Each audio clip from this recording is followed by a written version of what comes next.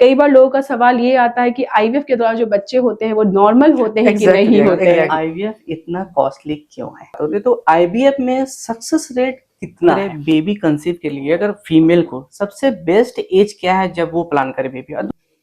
जो नमस्कार, मैं सुधांशु मिश्रा और आप देख रहे हैं हमारा यूट्यूब चैनल अब तक 07। आज हमारे साथ एक ऐसे स्पेशल गेस्ट है और एक ऐसा टॉपिक है आज के हम लोग विषय बात करने वाले हैं। हर फैमिली में ये प्रॉब्लम अभी के टाइम में हो रही है, इनफर्टिलिटी। वो एज बोले, लाइफ स्टाइल बोले या हमारा डाइट बोले, लेट मैरिजेस भी बहुत बड़ा इसका रीजन हो रहा है। और इसी पे बात करने के लिए आईवीएफ स्पेशली हमारे साथ हैं डॉक्टर रोहित श्रीवास्तव मैम। और मैम से आज हम लोग बात कर रहे हैं इनफर्टिलिटी के बारे में। तो मैम सबसे पहले तो आपका स्वागत है हमारे चैनल पे। नमस्कार मैम, सबसे पहले हमारे दस एक छोटा सा अपना इंट्रोडक्शन दे दीजिए। मैं डॉक्टर रोहित श्रीवास्तव हूँ। मैं एक इनफर्टिलिटी स्पेशलिस्ट हूँ, गायनेकोलॉजिस्ट हूँ और डायरेक्टर हूँ अंकुरम आईवीएफ। अंकुरम आईवीएफ रांची में है, डंगराटोली चौक के पास, पांचरूंस के ऊपर। हमारी 3 शाखाएं हैं, जमशेदपुर, डाल्टनगंज और धनबाद। मैम, सबसे पहले आपसे हम जानेंगे कि बहुत सारे लोगों के मन में रहता है इनफर्टिलिटी, फिर आता है आईवीएफ। तो सबसे पहले आप आम भाषा में समझाएं कि आईवीएफ को आम भाषा में क्या बताएंगे। दूसरा, क्या हर इनफर्टिलिटी पेशेंट को आईवीएफ कराना जरूरी है? नहीं, जो आपका सवाल है कि आईवीएफ क्या होता है, देखिए जो नॉर्मल फर्टिलाइजेशन प्रोसेस होती है, फर्टिलाइजेशन क्या बोलते हैं, एग एंड स्पर्म का मिलना। नॉर्मल फर्टिलाइजेशन महिलाओं के शरीर के अंदर नलियों में होती है। अगर किसी कारणवश ये फर्टिलाइजेशन नहीं हो पा रही है और हम उसे अपने लैब में कर दे रहे हैं तो इसे आईवीएफ बोलते हैं। जो एम्ब्रियोज बनते हैं वो जो शरीर में जैसे एम्ब्रियोज बनते हैं वैसे ही एम्ब्रियोज लैबोरेटरी में बनते हैं। उसके बाद उन्हें यूट्रस में इम्प्लांट कर दिया जाता है, प्रत्यारोपित किया जाता है। 9 महीने का जो सफर होता है वो नेचुरल प्रेगनेंसी की जैसा ही होता है। आईवीएफ से ऊपर जाए तो इक्सी आती है, इंट्रासाइटोप्लाज्मिक स्पर्म इंसेमिनेशन। पहले के जमाने में था कि जो आईवीएफ का आविष्कार हुआ था वो ऐसी महिलाओं के हो रहा था जिनकी नलियां बंद थी। तो आईवीएफ में था कि एक अंडे के अराउंड 50 कम से कम स्पर्म को छोड़ दिया जाता था। उसके बाद देखा जाता है फर्टिलाइजेशन हुई कि नहीं हुई। लेकिन मान लीजिए किसी की स्पर्म काउंट काफी कम है तो फिर वैसे स्थिति में आई इक्सी, जिसमें एक अंडे के अंदर इक्सी मशीन के द्वारा, इंजेक्शन के द्वारा हम इंजेक्ट करते हैं। हमारे हर सब पेशेंट का हम तो इसमें इक्सी के द्वारा जब हम इंसेमिनेट करते हैं तो फर्टिलाइजेशन कंफर्म होती है। तो आईवीएफ की एक एडवांस टेक्नोलॉजी हो गई इक्सी। और आईवीएफ जैसे मैंने बोला सिंपल शब्दों में, ये एक ऐसा कंडीशन है कि किसी कारणवश अगर बॉडी में फर्टिलाइजेशन नहीं हो पा रही है तो हमने लैबोरेटरी में फर्टिलाइज करके महिला के अंदर प्रत्यारोपित कर दिया। और फिर जो 9 महीने का जो सफर होता है वो बिल्कुल नेचुरल प्रेगनेंसी के जैसा ही होता है। कई बार लोगों का सवाल ये आता है कि आईवीएफ के द्वारा जो बच्चे होते हैं वो नॉर्मल होते हैं कि नहीं होते हैं। तो ये भी काफी कॉमन सवाल है। तो जैसा मैंने बोला कि आईवीएफ एक टेक्निक है फर्टिलाइजेशन की। इस टेक्निक के बाद जो प्रेगनेंसी आती है, बच्चे होते हैं, वो एकदम नेचुरल प्रेगनेंसी के जैसे होते हैं। एक नॉलेज के लिए बताऊं, आईवीएफ के बच्चे इनफैक्ट ज्यादा तेज होते हैं रादर देन नॉर्मल, क्योंकि जो सिलेक्टेड एम्ब्रियोज डाले गए तो हमने देखा, ये हमें कपल्स ही बताते हैं कि मैडम बच्चे काफी तेज हैं, स्कूल में बहुत अच्छा कर रहे हैं। तो डेफिनेटली तेज की बात तो अलग है, लेकिन ये बच्चे नॉर्मल होते हैं हमारे जैसे। हाँ, बहुत सारे फैमिली में रहता है कि जो नॉर्मल कंसीव किए और जिन्होंने आईवीएफ से करा, तो लोगों को लगता है कि आईवीएफ वाले बच्चे स्लो होते हैं, उनका माइंड उतना डेवलप नहीं होता है। ऑपोजिट है, उल्टा है। बाकी उनकी डेवलपमेंट काफी बेहतर है एज कम्पेयर टू नॉर्मल बच्चे। लेकिन हाँ, स्लो तो कभी नहीं होती है, नॉर्मल होगी या ज्यादा ही होगी। देखिए, सबसे पहले समझना है कि इनफर्टिलिटी क्या होती है। अगर किसी कपल को शादी के 1 साल बाद भी प्रयास कर रहे हैं और प्रेगनेंसी नहीं हो रही है तो उसे हम इनफर्टिलिटी कहते हैं। अगर उम्र 35 साल से ज्यादा है तो उसे 6 महीने की क्राइटेरिया दी गई है कि 35 साल से उम्र ज्यादा है और 6 महीने हो गए आप प्रेगनेंसी के लिए कोशिश कर रहे हैं और आप कंसीव नहीं करें तो वैसे कपल को हम इनफर्टिलिटी कहते हैं। जब भी किसी पेशेंट को ऐसी समस्या आती है तो हमारा सबसे पहले रहता है कि आप अपने डॉक्टर से मिलें। इनफर्टिलिटी में देखना ये जरूरी है कि क्या कारण है या नहीं है। कारण पुरुष में भी हो सकती है, महिलाओं में हो सकती है। जैसा कि मैंने बोला कि कारण देखना जरूरी है तो हमें जांचें करनी पड़ती है।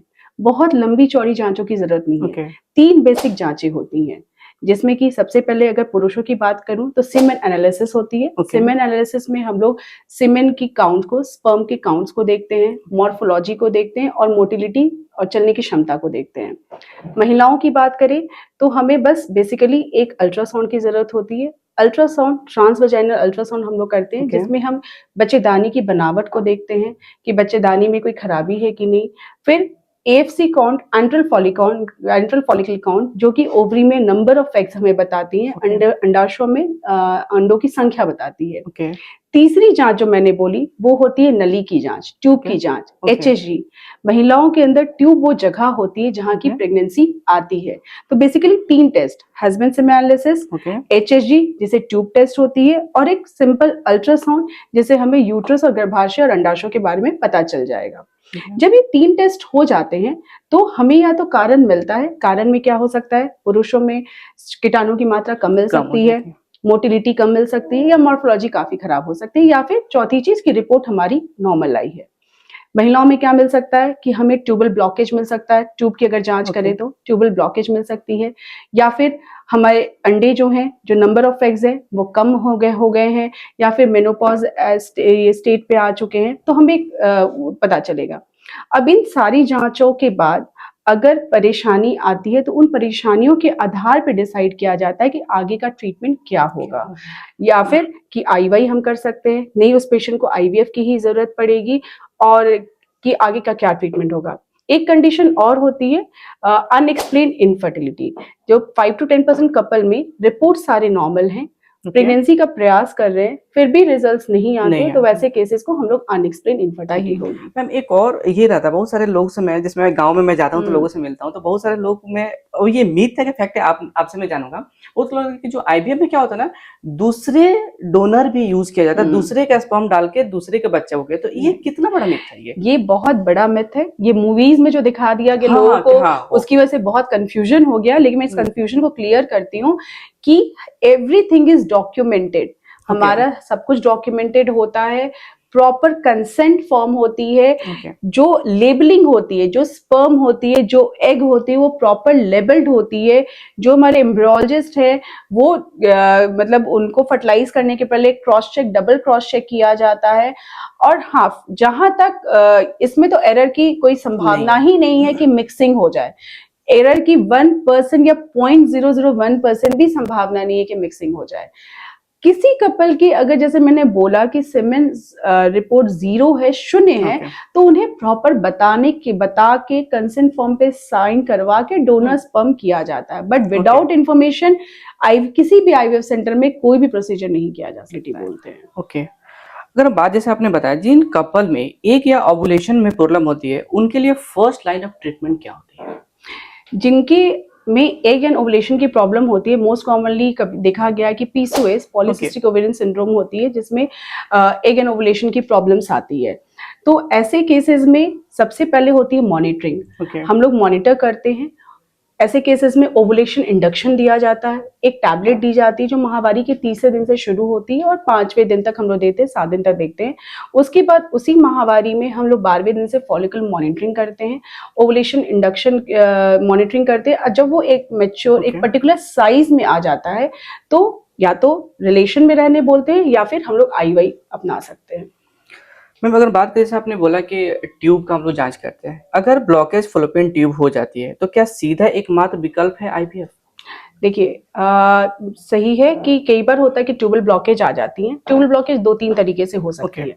या तो कभी भी प्रेगनेंसी नहीं आई थी और ट्यूबल ब्लॉकेज आया है। दूसरी कई बार कंडीशंस ये आती हैं कि 2 बच्चे हो गए थे, उन्हें लाइगेशन कर दिया गया, उसके बाद किसी कारणवश एक बच्चा नहीं रहा, फिर हमें प्रेगनेंसी की जरूरत है, तो उसमें भी ट्यूबल ब्लॉकेज हमें आएगा। जो लाइगेशन कर दिया गया है, उनके लाइगेशन करने के बाद जो ट्यूबल ब्लॉकेज आती है, अगर वो कंसीव करना चाहते हैं तो 2 ऑप्शंस है। या तो हम ट्यूबल रिवर्सल करते हैं, जिसमें जो नली कट गई थी उसे फिर से जोड़ा जा सकता है। डेटा के हिसाब से ये कहा गया है कि बहुत ही कम लोग होते हैं जिनकी ट्यूबें खुलती हैं। खुलने के साथ साथ ट्यूबों का काम करना भी उतना ही जरूरी होता है। ट्यूबों में हल्के हल्के छोटे छोटे रेशे होते हैं, जिसे हम सीलियास बोलते हैं। ये सीलियरी एक्शन कई बार लाइगेशन के दौरान डैमेज हो जाती हैं। तो कई बार देखा गया है कि 100 में से करीब 4 कपल ही ऐसे होते हैं जिन्हें ये बेनिफिट होती है।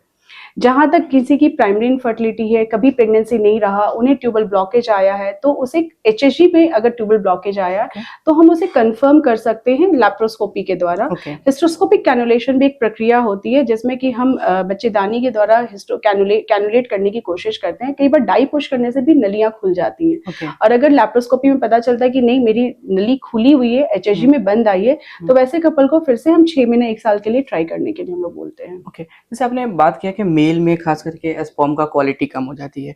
मेल फैक्टर अगर हम बात करें इनफर्टिलिटी की तो लो स्पर्म काउंट, मोबिलिटी, इसमें सबसे बड़ा इम्पैक्ट क्या डालता है और इसका मेडिसिन कैसे काम करती है? अगर आप लोग मेडिसिन से भी इसका ट्रीटमेंट करते हैं? देखिए, सारे पैरामीटर्स इंपॉर्टेंट है, चाहे वो स्पर्म काउंट लो हो, चाहे वो मोटिलिटी हो, मॉर्फोलॉजी हो। जो रिपोर्ट्स आती है वो तीनों के आधार पे ही हम लोग बताते हैं। अगर काउंट्स की बात करें, अगर काउंट्स नॉर्मल काउंट्स होती है 15 मिलियन के आसपास होती है। Okay. अगर 10 से 15 मिलियन अगर है तो नॉर्मल सीमेन रिपोर्ट होती है।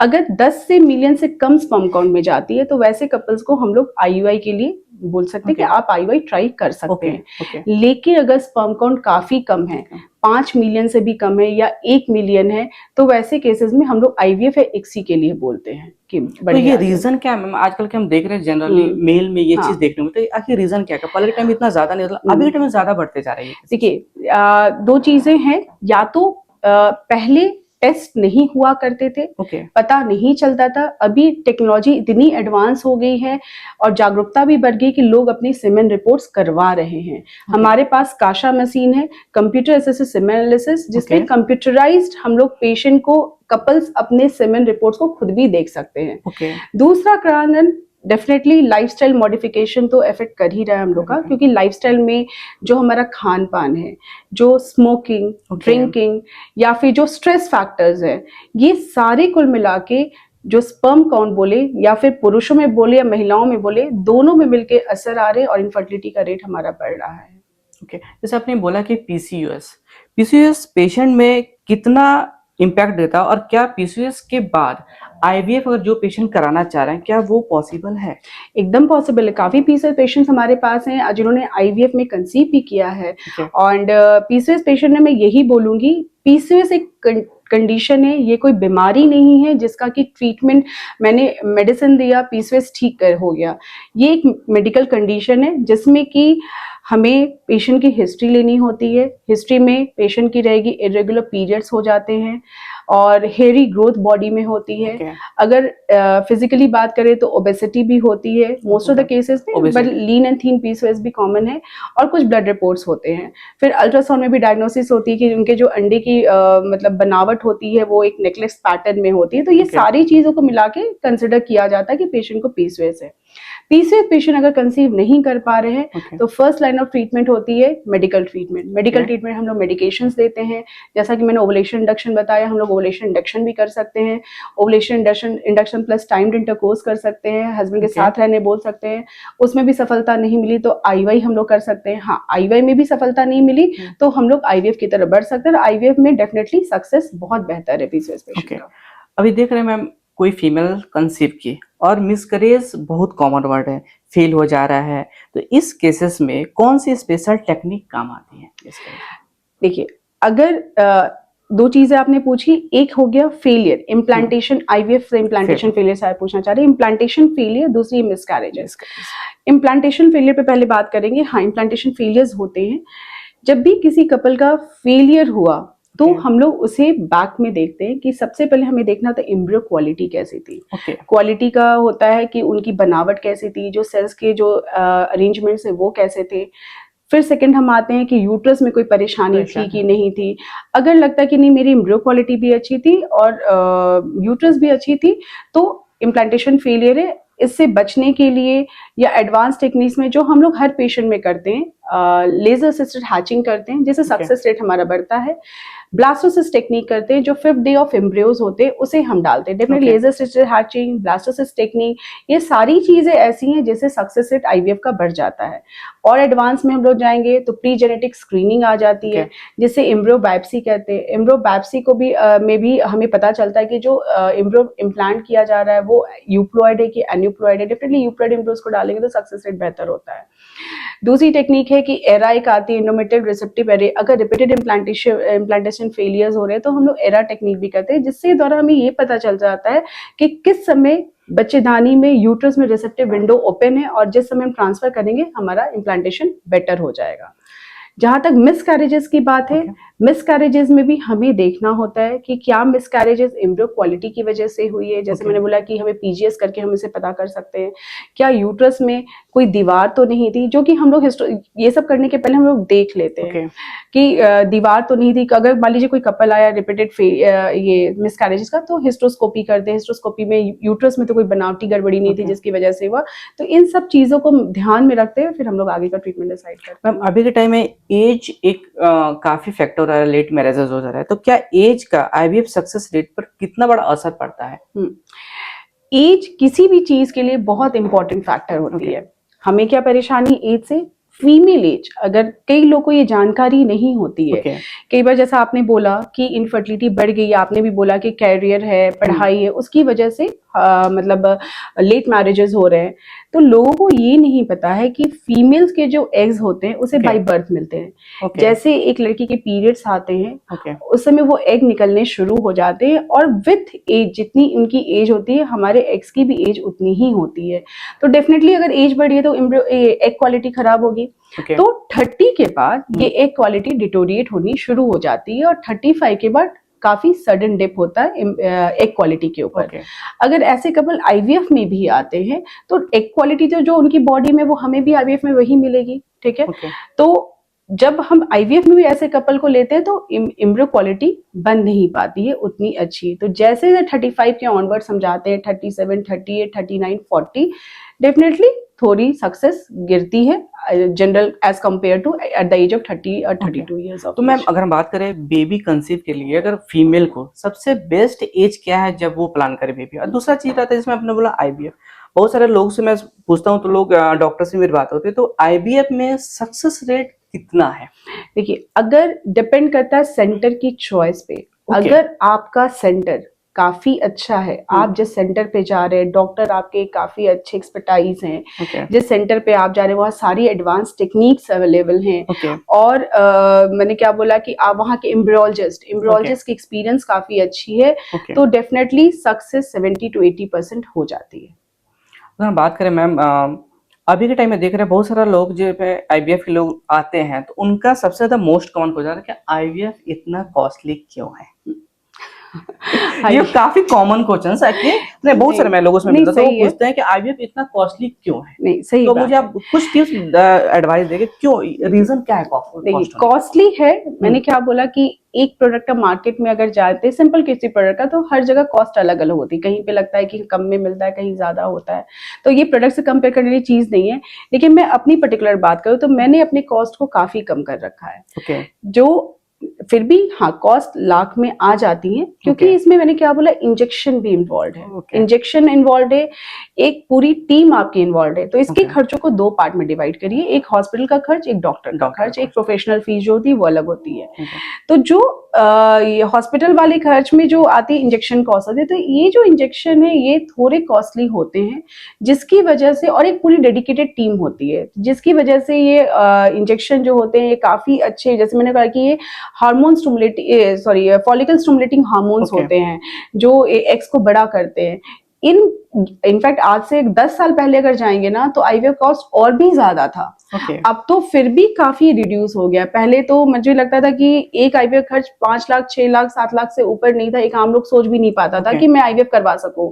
और अब तो आईवीएफ का जो खर्च है लगभग मोटा मोटी बात करें तो 1.25 लाख, 1.5 लाख तक हो जाता है।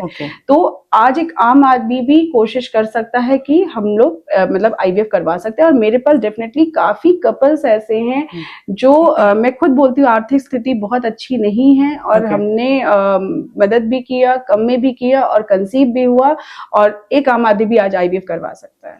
मैं अगर हम बोले तो आपको ये एक बार सॉरी एक ये भ्रांति भी है कि काफी कॉस्ट है, काफी कॉस्ट है। कॉस्टली ऐसा लोग लगता है। होता क्या है कि मैं आज बताऊंगी, एक कपल 16 इयर्स ऑफ मैरिज, 16 साल शादी के बाद कंसीव हुआ। अब आप बताओ कि वो कपल से मैंने पूछा तो वो 10 साल से इलाज करा रहा है, ठीक है। 10 साल से मैं इलाज करा रहा हूँ, मैं कहीं पे भी जा रहा हूँ तो एक टेस्ट करा रहा हूँ, मैं ये करा रहा हूँ, मैं वो करा रहा हूँ। तो आप अगर उसकी 10 साल को जोड़ेंगे ना तो 4 IVF का खर्च निकलेगा। लेकिन हम थोड़े थोड़े खर्च कर लेते हैं, हमें पता नहीं चलता है। लेकिन इस प्रोसीजर में क्या है कि एक साथ जो हम लोग बोल देते हैं कि 1 लाख 1.25 लाख, तो लगता है बाबा 1 लाख 1.25 लाख इतना खर्च, लेकिन उसके 10 साल की ट्रीटमेंट को आप जोड़िए तो वो उतना ही खर्च, उससे ज्यादा इनफैक्ट खर्च आ जाएगा रादर देन एक IVF के खर्च से। मैम आजकल के सबसे ज्यादा देखते हैं मेल में इनफर्टिलिटी का, तो 5 अगर मैं बोलूँ तो 5 टेस्ट मेल को, खास करके अगर बात करें अभी कॉलेज हो या फिर जो अभी वर्किंग है, तो उनको 5 टिप्स आप दे जिससे उनका स्पर्म क्वालिटी काफी बेटर हो, तो 5 टिप्स आप क्या देंगे? सबसे पहले हेल्दी लाइफस्टाइल। हेल्दी लाइफस्टाइल का मतलब क्या है? हेल्दी लाइफस्टाइल का मतलब है कि आप समय पे ये सोए, समय पे उठे। अभी क्या हो गई है, हम लेट नाइट जगते हैं, लेट नाइट पार्टीज करते हैं, जो हमारा वर्क कल्चर है, कुछ लोग रात भर लैपटॉप पे काम करते हैं, डे टाइम में सोते हैं। तो ये जो एक साइकिल है, जो कुदरत ने एक साइकिल बनाया, उसे डिस्टर्ब नहीं करना चाहिए। आपको टाइमली सोना है, टाइमली उठना है। डेफिनेटली मैंने बोला जो एडिक्शंस हैं, स्मोकिंग एंड ड्रिंकिंग को अवॉइड करना है। कहीं पे भी लैपटॉप जो हम लोग थाईज पे करते हैं, गर्म चीजों को ये मतलब कि अपने कॉन्टैक्ट्स में ज्यादा नहीं रखना है, और स्ट्रेस से दूर भागना है। और डाइट हेल्दी हमारी होनी चाहिए। जो हम लोग जंक फूड्स खा रहे हैं, बाहर के खाने पे ज्यादा हम डिपेंड हो गए हैं, और मैदा हो, चीनी हो, ये सब चीजों को अवॉइड करना चाहिए। तो डेफिनेटली एक स्पर्म काउंट आपका अच्छा रहेगा। अभी मैम देख रहे हैं बहुत सारे जो यंग जनरेशन के जो लड़के हैं, अभी काफी मतलब मास्टरबेशन जो काफी कॉमन ये है वर्ड है, तो ये कितना इम्पैक्ट करता है स्पर्म काउंट पे? ऐसा कुछ नहीं है, masturbation is very natural thing. उसका स्पर्म काउंट पे कोई, क्योंकि स्पर्म जो है एवरी 3rd डे रीजनरेट होती है। तो मास्टरबेशन से ऐसा नहीं कि करने से वो खत्म हो जाएगा, ऐसा कुछ नहीं, क्योंकि पुरुषों की शरीर ऐसी बनी है कि जो स्पर्म और सेमेन है वो रेगुलर बनते रहते हैं, तो उससे कोई इसका असर नहीं आएगा। मैम लास्ट में आपसे हम पूछेंगे, जो फीमेल कंसीव करना चाह रही है या जो कंसीव किया, तो उनके लिए कुछ मैसेज देना चाहें तो आप क्या देंगे? मैं बोलूंगी कि सब, अगर देखिए हमारी जो सोशल और सोसाइटी ऐसी ना कि अगर कंसीव नहीं हो रहा तो महिलाओं को ही जिम्मेदार किया जाता है, पर कई बार पुरुषों में भी परेशानियां आती हैं। तो सबसे पहले वैसे कपल जो कंसीव करना चाह रहे, कंसीव नहीं कर पा रहे, सबसे पहले आप अपने इन्वेस्टिगेशंस करें। मैंने शुरू में ही बता दिया कि बहुत लंबी चौड़ी जांच नहीं चाहिए, सिर्फ 3 बेसिक इन्वेस्टिगेशंस चाहिए। जब इन्वेस्टिगेशंस हो जाती हैं, आप पर्टिकुलरली इनफर्टिलिटी एक्सपर्ट से ही मिलिए, फिर वो आपको आगे का ट्रीटमेंट गाइड करेंगी। अगर प्रॉब्लम आती है ऐसी कंडीशन कि जिसे डायरेक्ट IVF की जरूरत पड़ी, वैसी कंडीशन क्या है, जैसे मैंने बोला ट्यूबल ब्लॉकेज, ट्यूबल ब्लॉकेज ऐसी कंडीशन है जिसमें IVF में डायरेक्ट बढ़ जाना चाहिए, या फिर सीमेन काउंट 0 है, 0 है, जिसे हम एजोस्पर्मिया बोलते हैं, या फिर स्पर्म काउंट 5 मिलियन से भी कम है, ऐसे केसेस में IVF में बढ़ जाना चाहिए।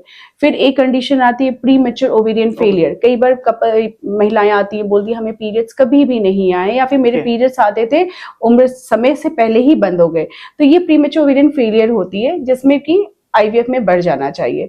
तो घबराना नहीं है, डॉक्टर से मिलना है, आगे का ट्रीटमेंट डिसाइड करना है, और ये नहीं सोचना है कि हमें IVF के लिए बोल दिया गया। पहले तो अगर आपकी कंडीशंस वैसी है, रिपोर्ट्स नॉर्मल है, तो डेफिनेटली हम लोग भी ट्राई करते हैं कि पेशेंट नेचुरली कंसीव करे या फिर IVF टेक्निक से करे।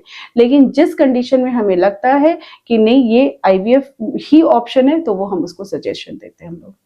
तो जैसे आपने देखा कि मैम ने इनफर्टिलिटी पे सबने सारे क्वेश्चंस पूछे, मैम ने बहुत आसानी से सारे जवाब दिया, और ये भी मैंने पूछा कि IVF काफी कॉस्टली होता है। मैम ने बिल्कुल बताया कि IVF कॉस्टली नहीं होता है। तो अगर इस तरह का आपको कोई भी इश्यू हो रहा है इनफर्टिलिटी से या फिर IVF रिलेटेड, तो आप अंकुरम IVF जो लालपुर रांची में है, आप आके रूही मैम से मिल सकते हैं। धन्यवाद मैम हमारे साथ समय देने के लिए। Thank you so much.